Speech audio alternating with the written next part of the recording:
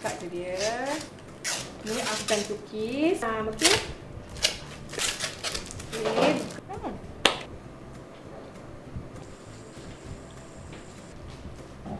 Gemuknya. Okey, hai, Assalamualaikum. Bertemu kembali bersama saya, Cik Ain dalam Seminit Resepi. Okey, hari ni Cik Ain tak nak buat resipi apa-apa, tapi Cik Ain nak review cookies raya.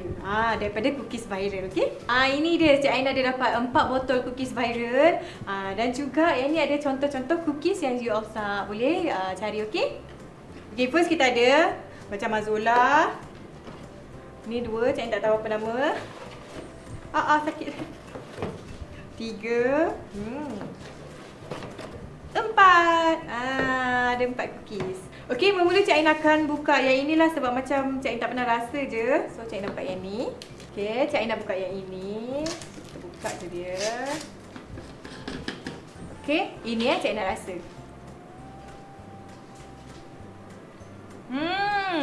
Ada coklat putih atas dia. Sekejap. Okey, kedua Cik Ain nak buka yang ini, ada coklat ni. Afghan cookies. Wow. Nama Afghan cookies. Okey, Cik Ain buka ni pula. Ni Afghan cookies. Wow, penuh dengan kacang. Ada ni, ada apa?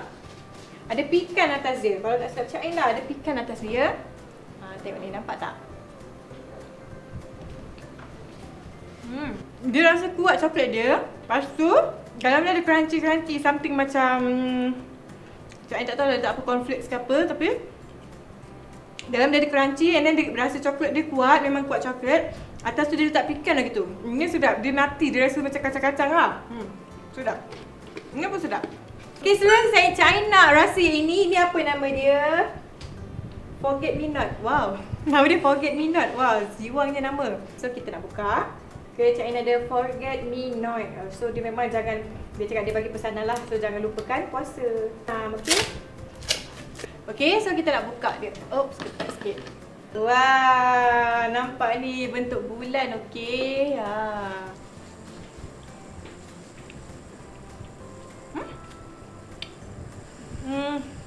Rasa dia macam kuih bangkit. Macam kuih bangkit kelapa lah lebih kurang. Yang tak tahu macam mana dia buat, kata Cik Ain rasa macam tu lah. Sedap. Dia rasa plain je, dia tak macam, tak terlalu heavy lah rasa dia. Nice lah lepas kita makan mi kari ke apa ke, makan kuih raya, nice lah kan. Okay, last kali Cik Ain akan buka ni, biskut Mazola. Okay, buka. Okay, kita nak buka biskut Mazola. Tada! Ini paling kegemaran ramai orang kan. Ada kacang tanah, okey, seketul atas tu. Gemuknya. Cik Ain paling suka biskut Mazola. Okey, Cik Ain dah rasa dah ke semua biskut-biskut dia, memang sedap dan dia semua rasa-rasa ni unik Dia rasa, bukan rasa yang sama lah, bukan dia pakai base yang sama and then buat kuih raya biasa kan. So dekat sini dia banyak lagi kuih raya, okey, you all boleh tengok. Okey, tengok, banyak lagi contoh-contoh.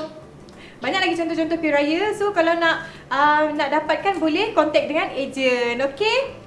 Okey, itu saja review kuih raya hari ni daripada Cik Ain. Okey, bye, jumpa lagi.